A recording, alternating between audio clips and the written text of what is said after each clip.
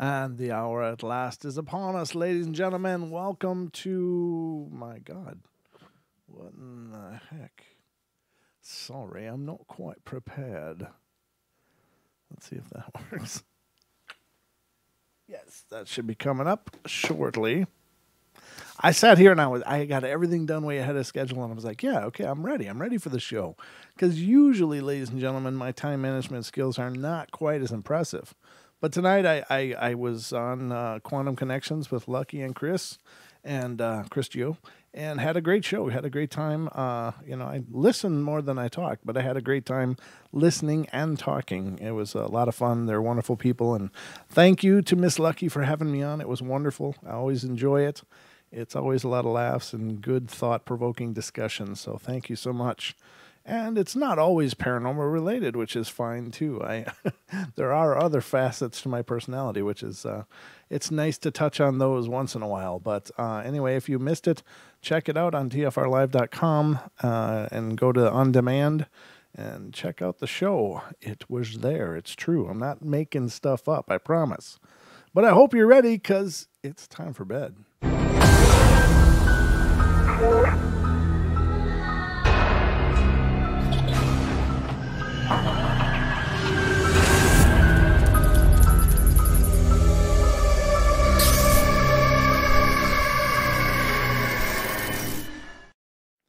All right, this is the Paranormal Portal Bedtime Stories from Beyond. I'm your host, Brent Thomas, and we are now fully underway. I hope you guys are all ready.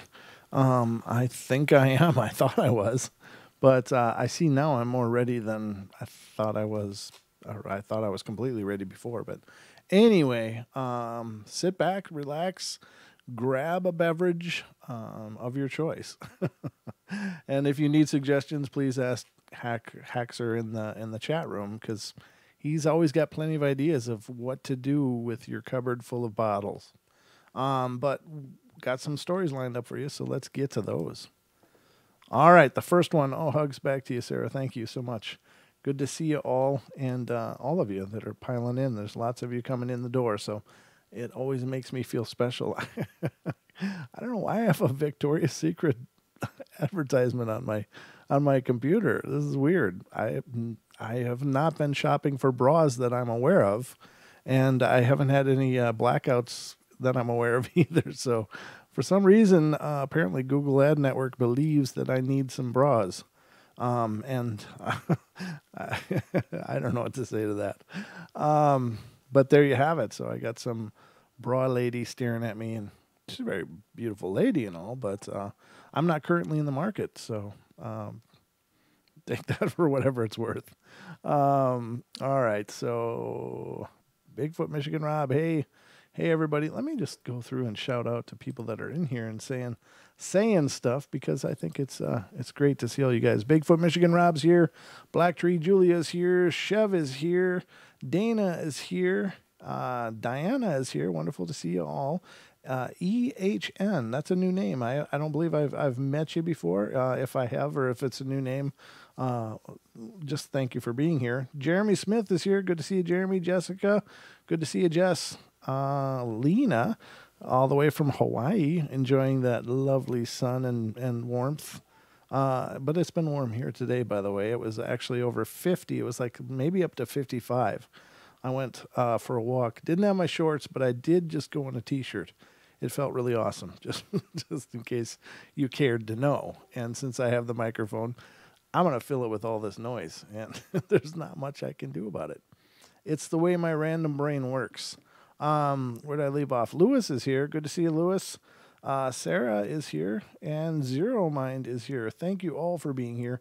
I'm sure more of you will filter in as time goes on, but I like to, name you guys. And there may be more as well, but that's who's chatting. So I only get a list of the chat participants, not necessarily everybody that's sitting out there watching.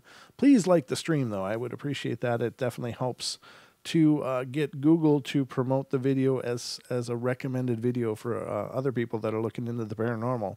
So it's not just self-serving. It's not a number that makes me feel good. It is nice to see, but by liking videos on YouTube, you are encouraging YouTube's algorithm to recommend the video that you watched for other people that may be interested in the same kind of stuff. So it really does serve a purpose. And if you're not already subscribed, please subscribe. The button's down somewhere on your screen. I don't know. I don't see it on my screen. I just see the dashboard for broadcasters, so I don't know where it is right now. But if you're not already subscribed, I'm looking at the analytics, and a lot of people watching are not actually subscribed, which is fine. It's not a prerequisite, but we'd sure love for you to subscribe and hit the bell, and then you'll be notified when we're on next, which is if your bell's not working, just know that it's every night at 7 p.m. Pacific time. There is a portal happening. Today is Monday, so there's another Bedtime Stories tomorrow night, and then Don will be joining me on Wednesday, and we'll get into some mayhem and havoc as usual, but always a blast when Don's in the studio with me. Not that I, can't do it alone, but it's just not the same. I can only hear myself laughing at my jokes, and that's just weird. Oh, my God. All right, so let's get started here. The first one's out of Illinois, ladies and gentlemen. And not too long. So this is my aunt, Tia Ramona, came to visit, and she's from Mexico. She was sleeping downstairs in the basement while I was sleeping in my room. And my room is right next to the kitchen, close to the basement door. And for some reason, I woke up at around 8:35 in the morning. But when I woke up, I had this really weird feeling, and I don't know why. I had knots in my stomach, so I was awake for like 15 minutes when all of a sudden I heard her running up the stairs from the basement. And since I heard someone running up the stairs from the basement, I was thinking that it was my Tia Ramona. But why was she running? Did something happen down there? I heard her desperately trying to open the door. She seemed really nervous. She finally did open the door, and she started running really fast. And me thinking it was my aunt, I said, Tia, but no response. I saw someone running past my room, but it was a shadow. It was like the figure of a man, wide shoulders, tall, and he ran so fast. But I didn't see his face. He passed my parents' room making a big noise, and then he slammed the door in the living room going upstairs. I couldn't go to sleep. I was really confused. I didn't know why my Tia was running like that. Then around 10 in the morning, my mom finally woke up to make breakfast, and I went to the kitchen and I told her, I asked her why Tia was running, and she said that she didn't hear anything, even though that thing made a lot of noise when it was running. So then I was like, oh, okay. I was getting really spooked that I had goosebumps. I even told my dad or it says told, but I don't know. This person seems to, perhaps English is their second language. So I even asked my dad if he heard any noise, but he said no. And then my Tia Ramona opens the door from the basement, and this is me. I said, Tia, I thought you were upstairs. You were running and you were rushing to open the door. What was wrong? And my aunt said, what are you talking about? I was dead asleep. I didn't wake up until now. You know I can't run with my knees. Can anyone tell me what was that thing? It could just be a residual kind of thing. It didn't really interact with anyone. In fact, most of the household didn't even hear it. So I don't know if it was, maybe just a psychic impression this person picked up and experienced. If it's a loud noise and stuff, slamming doors, running upstairs and stuff, I can't imagine everyone else not hearing it. And so what occurs to me, and this is just me, but I think that this was probably more of a psychic event, but perhaps this girl didn't ever experience anything like that before, but she may very well have witnessed an event from the past, and that's why nobody else heard it. That's why nobody else was disturbed by the door in the running and all of that. Because I can't imagine if someone's storming up steps, slamming doors, and running, stomping as they run through the house, that nobody else would wake up. So that's my 2 cents, whatever it's worth. But, obviously I'm only guessing. There's no way to know for sure. Let's get to the next one, and this one's coming out of New Jersey. All right, so what's going on in New Jersey? I always believed in the supernatural and was ready to listen to anyone's story. They were exciting and interesting in a scary way, but never thinking I would be the witness to such an event. I put all these stories out of my mind, but never say never. My event happened in 1970. In January, a couple of weeks before I had my first child, when we just moved into a 2-family house our friends purchased from an estate. It was an older house, and of course, creaky, and I wasn't scared, but anxious. We removed some of our belongings to make room for our new things, and I decided to lay on the bed for a rest, and my husband was watching television 3 rooms away. Well, I drifted off to sleep, and suddenly I felt the blanket move over my body, and thinking that it was Bill, I opened my eyes. There was an elderly woman covering me up very gently. Her image was so clear, not at all like a spirit. I was so startled. I ran into the living room and asked Bill if he was in the bedroom covering me up, and I just couldn't believe what I saw. Of course, his answer was no. The event happened so quickly, it was just a flash, but I can picture it clearly as if it was just yesterday. We found out the woman's bedroom was set up just like ours, and her name was Helen, just like mine. Seeing is believing. I'm here to say, if you got to have a ghost, that sounds like a good one to have. It's just going to tuck you in and make sure you're all set. That's awesome. And what a sweet, loving thing to do. I mean, I wouldn't see any reason to push that one out the house, but, then there's the other side of it where it starts out as this loving spirit and ends up with screams and scratching and exorcisms. You don't always know by the initial events what you're actually dealing with, but it sounds really sweet. It doesn't sound harmful at all, but it's anybody's guess. Oh, hey, Orange County girl. Good to see you. Glad you made it. Anyone else come in? And the call-in board is available, ladies and gentlemen, if you'd like to call in and be a part of the show. I would sure love to hear from you, but, it's not required, but it is available, which, is just really cool. All right, the next one is coming from Connecticut. I don't know why they make that C. How can that C be quiet? It's right before a T. It should be Connecticut, shouldn't it? It's Connecticut. In 1994, I had the rare privilege of adopting a purebred Russian blue cat. The breed is known for its intelligence, loyalty, and stubborn streak.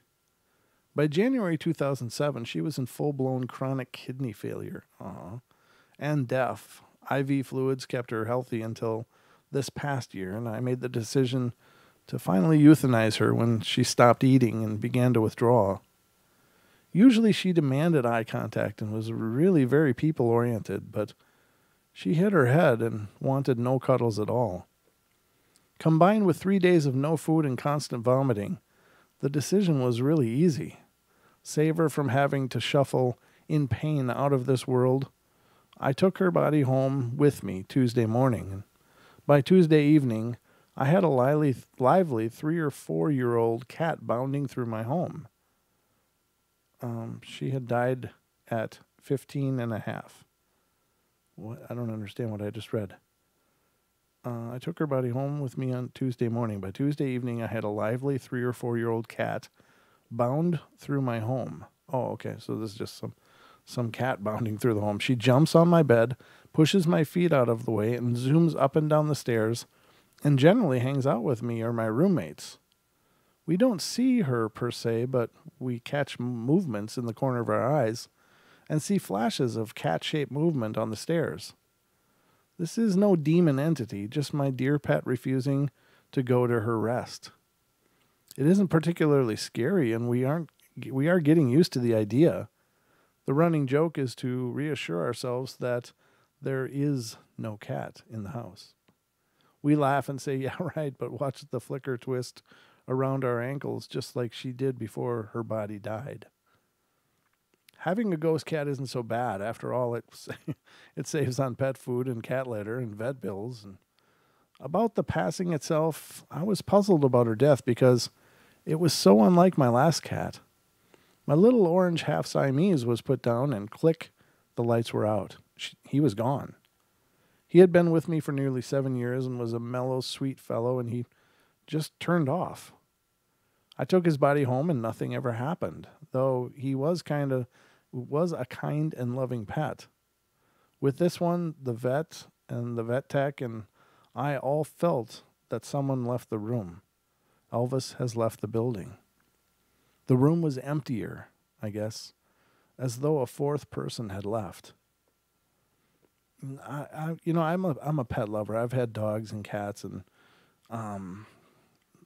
my first cat just seemed really, really, I don't know how to say it. It's going to sound cheesy, but just seemed like a very magical creature. I don't know.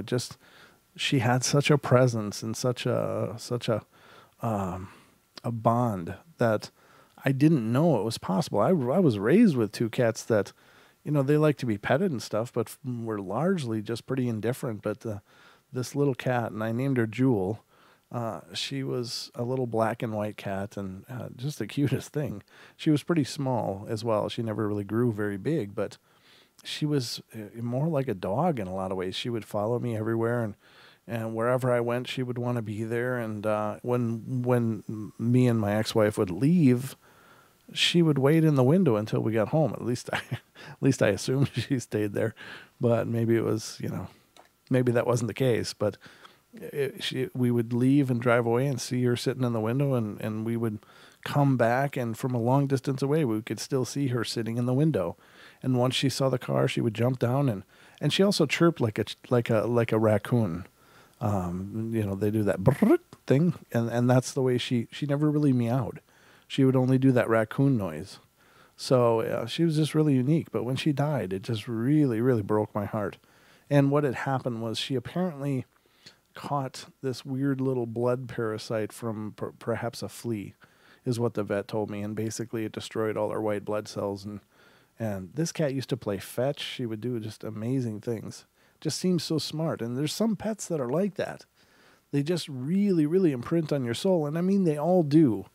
But some of them just shine so much brighter. And it's like there's like an extra dose of personality in some of these pets. And you can just tell that that they're not just this little fur body. There's just so much more to them. And I don't know, maybe they're like guardian angels or something that just take a pet form or something. I don't know. I don't know what makes these certain pets just so much different. And my German Shepherd Xena was the same way. And now I have Anubis. And Anubis is great. He's a black cat and really a lot of personality. Thinks he's more like a dog. He follows me around everywhere when I go outside. And if I come in, he comes in. He's just kind of like a wingman.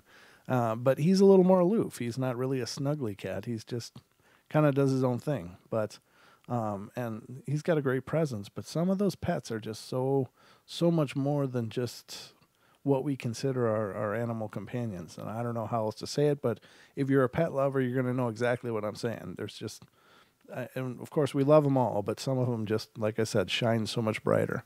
And when they leave, it's just devastating. Now of course I cry every time any of my pets have passed. It's tough, but some of them was more like, losing a part of my soul than just a pet dying. So anyway, just my 2 cents on that. All right, let's see what's next. Going to California, ladies and gentlemen. Oh, by the way, this is kind of a side note, but I've shared with you guys the story. My dad passed away a year ago now, and it was tough. I wasn't able to be there. I wasn't able to see him just before he passed, but I visited him a couple of times as he was sick and fading, and we talked a bunch. But it was always kind of an empty experience, and I had some really cool experiences, and I did share them on the show before. But I actually received the video from my mom of when his TV turned on and was showing my show talking about him. And I'll get into more of that. I haven't uploaded it to the computer to be able to show you, but it was just such a fascinating chain of events. And I probably will do it tomorrow night and just dedicate the show or most of the show to that, because I want to be able to find it quickly too, because it's just such an extraordinary chain of events that I know my dad has stopped back and has been back and is interacting on some level with us. And I realize to some of you out there that might just sound like wishful thinking, but once you hear the chain of events that happened and how the story played out, it's just like, I mean, even other family members are like, whoa, that's really weird. And my family is not into the paranormal. So it's not just wishful thinking. I don't believe anyway. But you be the judge. But I'll maybe do that tomorrow night if I can get everything set up for it and explain what happened, explain all of the phenomenal details of that. And I'm sorry if it's redundant for some of you that already heard it, but I now have that video piece to include with it. I think that's awesome. So we'll do that tomorrow night, I think. So anyway, get back to California here. Oh, my chat paused. I'm just going here. All right. Anybody new? Okay, I'm not seeing anyone new. All right. So anyway, sorry. California. Recently, I flew to the north part of my state to visit my best friend, Ivona. I think it's Ivona, Evona. Her mom is in a wheelchair, and they have a really long ramp to the door of their home, and there's a medium-sized porch attached to the ramp as well. And her dad is a truck driver, so he isn't home on weekends. And her uncle Jay was staying with Ivona, Jenna, her mom, and Hannah, Ivona's little sister, because he was also in town. Everyone was getting ready for bed, and I locked the front door and back doors, and we went to Ivona's room, and her room is in the very back of the house, by the way. Jay was sleeping on the couch in the living room, and at the other end of the house was Hannah and Jenna's rooms. We talked for about an hour, and fell asleep after going into her room. About 3 in the morning, I woke up suddenly to something staring at me through Ivona's window. It had to be really tall to see into the top of that window, the way the way it was, so I was petrified. "Eve," I whispered. She woke up and saw it too. We jumped up and ran out of her room and saw Jay standing by the front doorway with a gun. "Girls," Jenna said, "someone's on the front porch and beating on the door and windows." I nearly fainted right there. Everything calmed down a little, but Ivona and I decided we were sleeping on her mom's floor. When we went into Ivona's room, something was hitting the window. It was like someone was knocking. "Girls, get in here," Jay yelled suddenly. And when we got to the living room, we saw a dark figure standing in front of the window, staring in at us. It was the same thing we had seen in Ivona's room. Jay thinks that it was a spirit playing a prank on us, but it seemed really evil. Ivona and I both got that feeling. Does anyone have any ideas about what this was? Ivona called a few days ago and said that it has happened again. Now this story's from 2007, so it's not current events, and it doesn't appear that there's any updates as well. No, actually, this person has submitted 2 other stories, but I don't know. It's creepy when things like that happen. I do believe that there are sometimes just vagrant spirits wandering around. Like, that's what they do. They don't really belong to a place. Maybe they're not bound, as some spirits are, to their past life. Maybe they were never human. Maybe they never lived a human life and don't have those emotional attachments, and they're just kind of vagrants traveling around and doing whatever they want. But God, that's got to be creepy to look up and see a face looking in at you. Eesh. All right. So whatever it is, I hope it all turned out well. All right. The next one is from Virginia. Well, when I was 14, I had a friend who experienced a lot of supernatural experiences. She used to tell me she experienced them both in her dad's house and her mom's house. And once before she moved to the houses she previously lived in. When she was 3, she used to see her dead grandfather near the swing set in her backyard. And when her mom asked her what she was doing, she replied, "I was playing with Grandpa." Her mom was a bit worried and told her to come inside.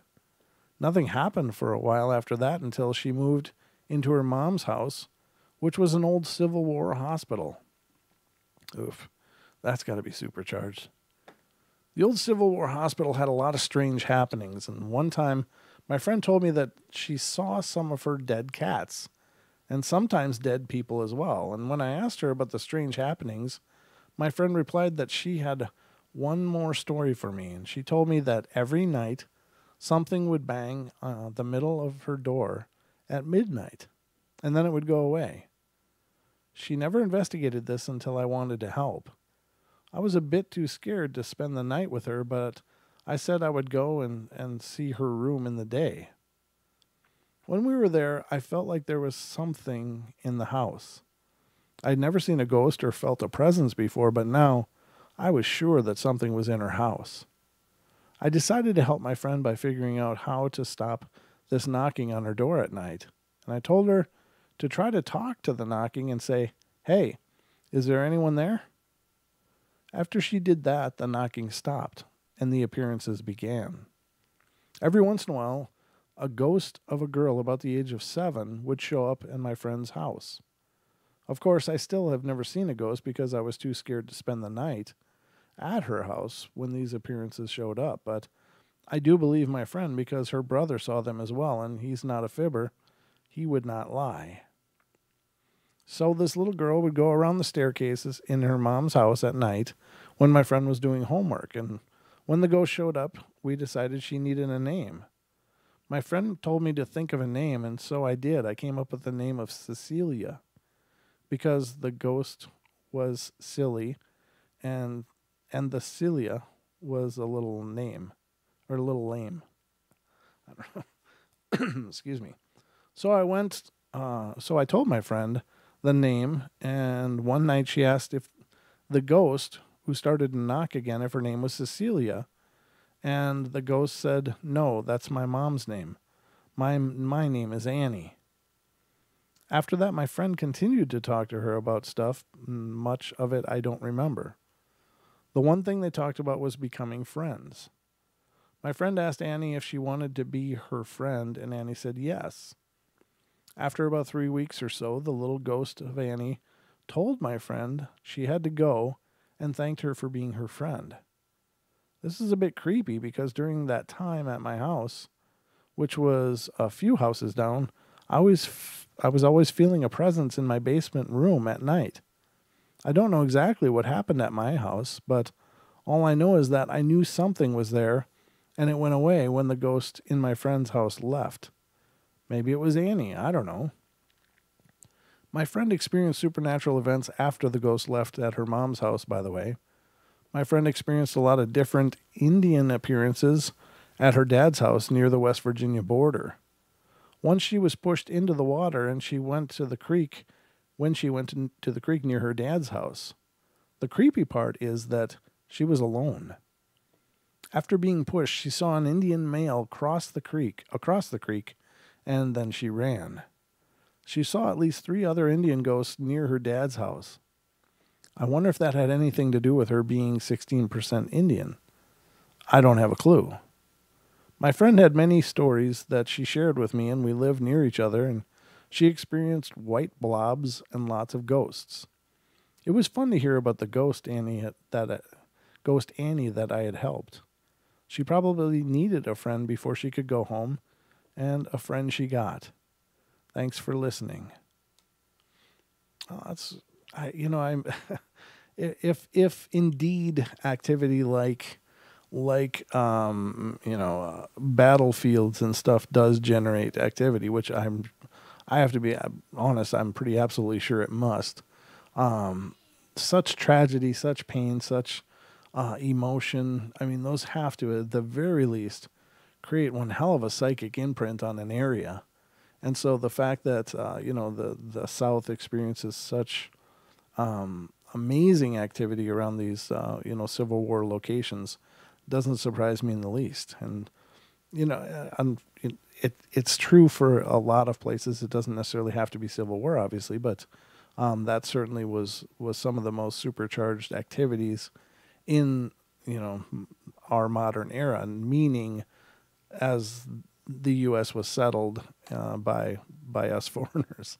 I'm sure that there are many First Nations areas that are equally or more so supercharged because of of course the observance of spirits in the First Nations communities is really incredibly profound, and so maybe they're more attuned to it as well. But yeah, it's and it's so sad. It's so sad that such events create such pain and impressions, but it's it's almost like a living history if you think about it. This is a living history, but then again, only to those that believe and are willing to see it. So, do you hear the missus hollering at my little one? He's doing something. He's 3 years old, and he's always up to something. Jeez. All right, so that was Virginia. Let's go to Colorado. It's normal for me to go swimming a lot over the summer. Yesterday, though, had to be the most fun, even though there were barely any people there. I decided that I would start swimming back and forth in the pool to make me get used to holding my breath longer. I was halfway to the shallow side, and I felt someone brush against my leg. I didn't have goggles on, so I couldn't see who was there, and when I moved my head out of the water, nobody was nearby.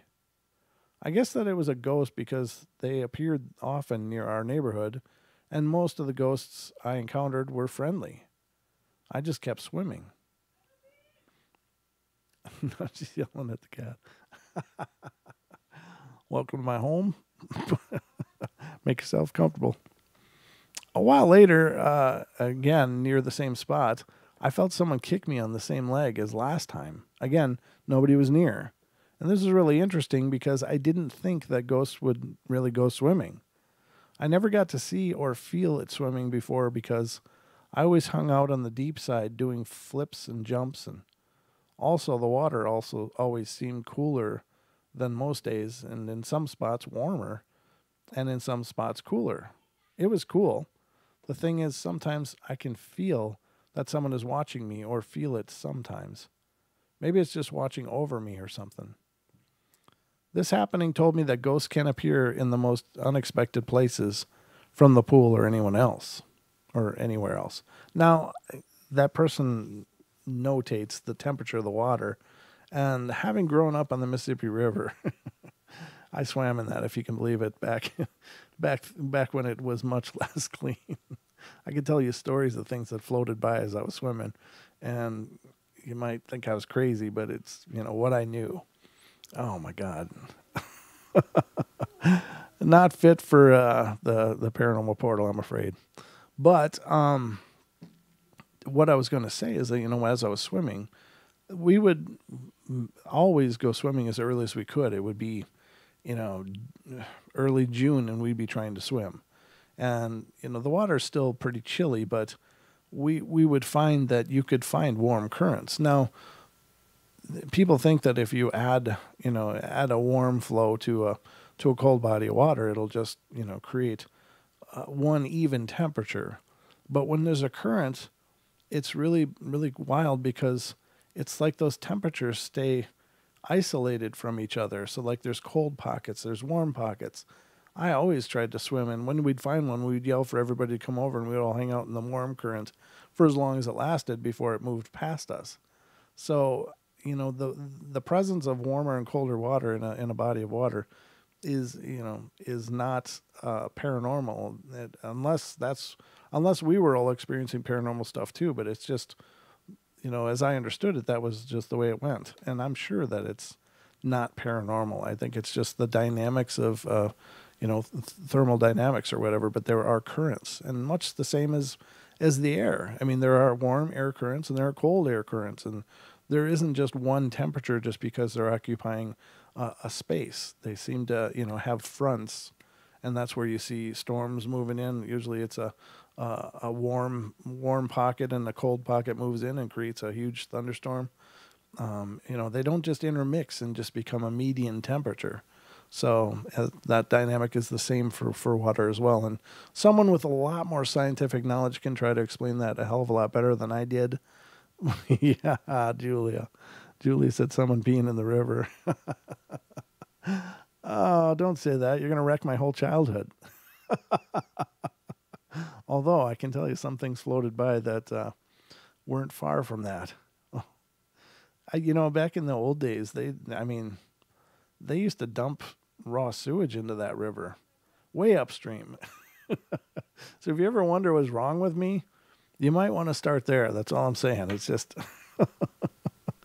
yeah, you got it, Orange County girl. I dodged a few logs, if you know what I'm saying. And thinking back on it now, I probably should have just got out and gone and taken a shower. And then I think of the times that I was water skiing and all that water I drank when I was crashing. It's like, oh, it's funny I'm still alive. Maybe that's why I have a hell of a good immune system now, is because after all that garbage, yeah. My grandmother was, I got to tell you this story. It's not paranormal related, but just bear with me. My grandmother was a very proper and like a refined lady. And she didn't swim. She was terrified of the water, but she lived on the lakefront. So, humor me that. But she loved it there, and she loved the beauty. She loved the location, but she would come out and watch us swim, which would be all she could do. Because if one of us started to drown, she would just watch us drown then, because she just could not swim. She would have drowned with us, I'm sure, trying, but you know what I mean. But every once in a while, these really weird white balloons would come by, and we'd say, Grandma, what's that? And she'd say, they were fish sacks. Oh, my God, that poor woman. So anyway, I don't know. That just came to my mind. So Again, I got a microphone. I'm going to share everything that comes into this head of mine. Yeah, exactly, Duke. Duke says swimming in septic tanks, and that's honest to God. It wasn't many grades above a septic tank most of the time. But now through the years, of course, it's gotten better, and and it is what it is. But my God, Ay. So anyway, moving along. Now I wasn't the only one, and now, ladies and gentlemen, everybody in that region swam in the river. So it's not like we were just some really weird kids. Everybody boated, swam, water skied, all that stuff. It was just part of the community and the culture there. So it wasn't us just being these twisted little, rebels. It was the way things were. So, I don't know if oh yeah, this is the one I just read. Okay, so let me get some more stories up because we got more time yet. We don't have to rush. But again, the phone lines are open if you've got any spooky swimming stories of your own or any other stories as well. They don't have to be gross. Oh man. All right, so what am I doing here? I'm looking. Oh yeah, there we go. We're at 41 minutes, so I'll pull up a couple more, and we'll read these, and that'll be our show for tonight. All right. Ooh, this one sounds pretty bizarre. This is coming out of Hawaii, Lena. Lena, this is coming out of Hawaii. So maybe you will have heard of these stories. I don't know. One morning after a hard night of partying, before I became a Christian and learned how to deal with this, I awoke to the most horrible smell, making me think that the sewer had backed up into our house. When I tried to move, I could not. I tried to call for my brother, but I couldn't speak either. I felt paralyzed, so I laid there for what seemed like an hour before I could move again. When I got up, I went looking for where that smell came from, but couldn't find it, and no one else smelled anything. That was my first experience with the old hag syndrome. My second time was after I became a Christian, and I'd just gone through a very heartbreaking divorce. I was awakened in the middle of the night by a horrible smell, and when I awoke, I realized that I couldn't move a muscle, except that I could move my head a little to look around, and what I saw was the ugliest looking face hovering at the foot of my bed. It seemed to be laughing at me as it bobbed up and down in the air. I then tried to speak to it to leave my house, but immediately realized that I could not utter a word, and that the devil seemed to laugh at me even more. Oh, really? Okay, I'll get to that in just a sec. Let me finish the story. I do see there's a call. Thank you, Julia. I appreciate you texting me. So I laid my head back down on my pillow and prayed and asked God why I could not speak to cast this devil out of, and he said to me that I had sin in my life and that I needed to seek his forgiveness for. So I did, and as soon as I did, I was able to sit up on my bed, and I told that spirit, in the name of Jesus, get out of my house. And that thing rose up in the air with the most angry look on his face.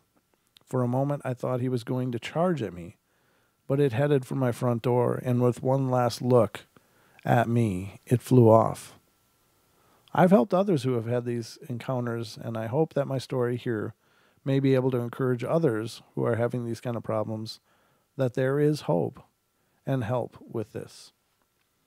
And that was written by someone from Hawaii, but, very cool. Again, everybody's spirituality, whatever resonates with you. I don't know that there's any wrong answers in the terms of spirituality. It's just you've got to find what resonates with you, and if it gives you strength, you can do amazing things. All right, let's get to the phones here, and this is 480, area code 480. You're on the air. Hey, Brent. Hey. This is Jess. How you doing, Jess? Hi. Good. I just wanted to make a suggestion. Bring your minion to see this movie. Did you hear about the cartoon movie Missing Link? I don't think I have. The Missing Link? No. It looks like a cute movie. I've seen a preview of it. Like a man trying to help Bigfoot go to like the Himalayas or something to find, Yeti, because He's the last of his kind or something. It looks like kind of a cute movie. Oh, that does sound adorable. Yeah, maybe I will. I'm not sure he's quite at the age where he'll sit through a whole movie, but he's getting a little better. He's finally, before the TV was mostly atmospheric for him. If we had it on, it would just be he'd kind of look and then he'd do 15 other things and tumble around and stuff. But he's finally starting now to sit down and watch a show. So I just went to see Captain Marvel yesterday, and I saw the preview of it. It's called Missing Link. It's a cute. It looks like a cute Bigfoot movie. Not real thing, but is it animated? Looks like a cute movie. Yeah, okay. it's a cartoon. Okay, very cool. It's animated. It's for kids and adults. Sure. But I thought it'd be a cute movie, not anything, documentary or anything. But I just thought maybe your minion would love it. Oh, cool. And now I got to ask you, well, how did you like Captain Marvel? Was it good? Oh, that was pretty awesome. Okay, cool. I thought it was an incredible movie. I liked her and Wonder Woman as well.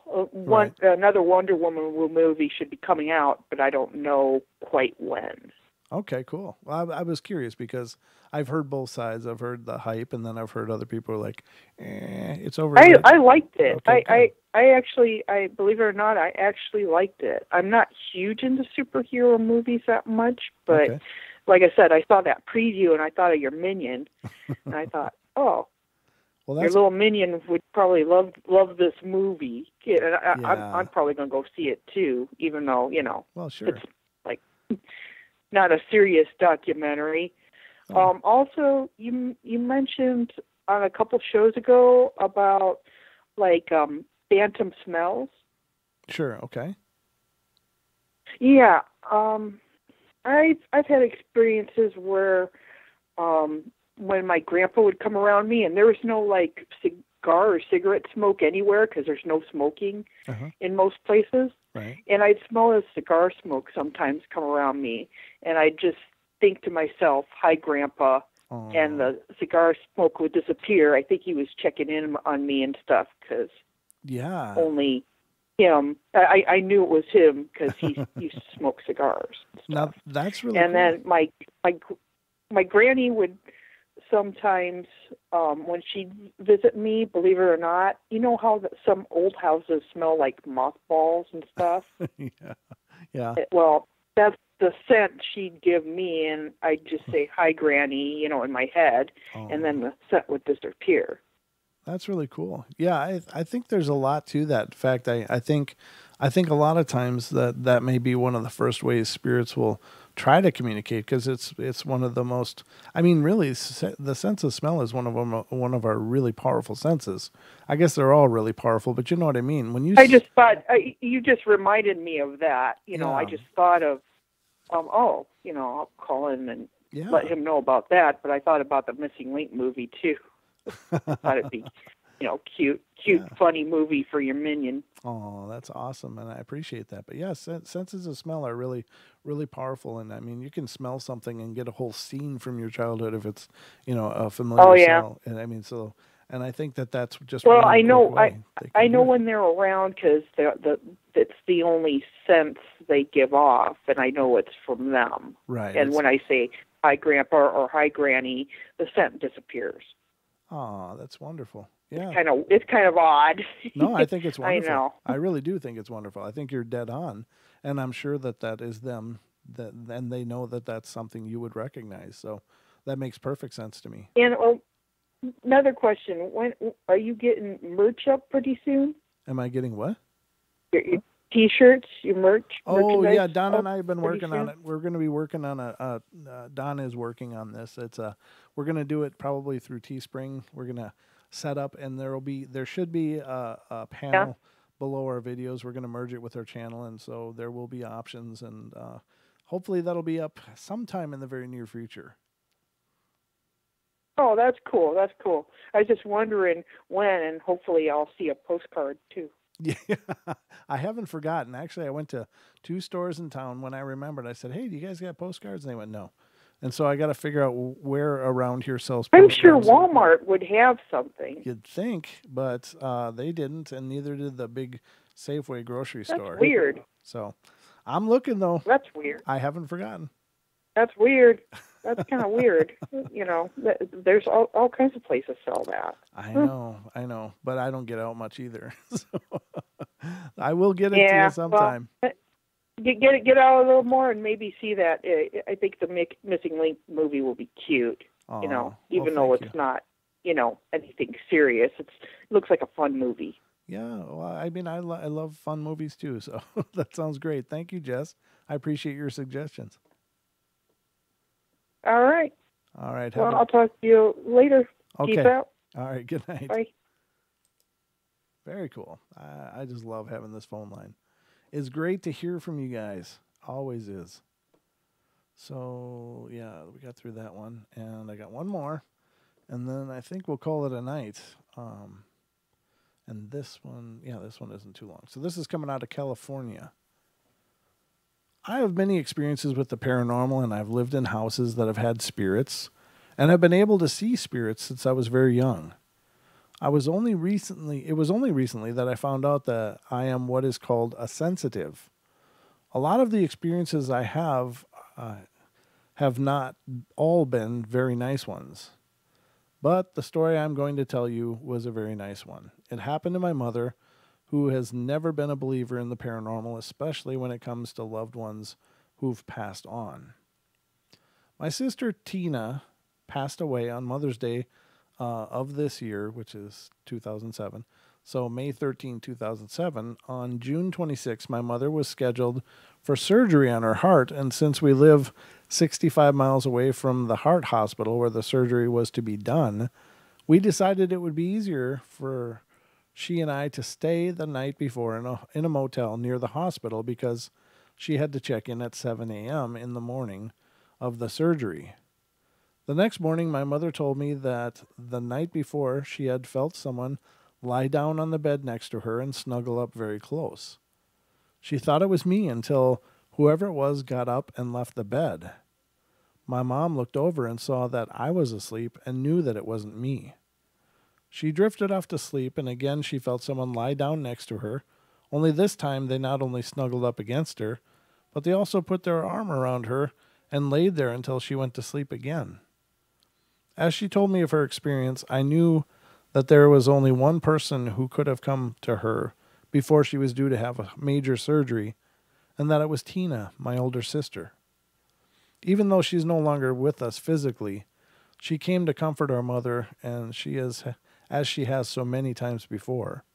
This experience has helped my mom to see that no matter which realm we are in, we can and do still come back to check on our loved ones and give them comfort or just let them know that we are okay. That's a great story to end on, I think. What do you think? Well, I think that's going to wrap it up for tonight, ladies and gentlemen. Thank you so much for being here. As always, you guys are amazing, and I am always thrilled and humbled and beside myself that you guys show up every night to hear these stories. So thanks so much. And if you have a story of your own, please feel free to email it to me at paranormalportalradio@gmail.com. I'd be happy to hear from you. Or if you just want to say hi through the email or whatever, it doesn't always have to be show related. Just, whatever's going on. It's always great to hear from you guys. So thank you so much for being here and being a part of the shows. I love you all. Be good, be kind, be nice. Take care of each other, help each other out, and look for the magic in every day. And try to laugh as much as you're able. So I'll see you guys tomorrow night. So take care and sweet dreams.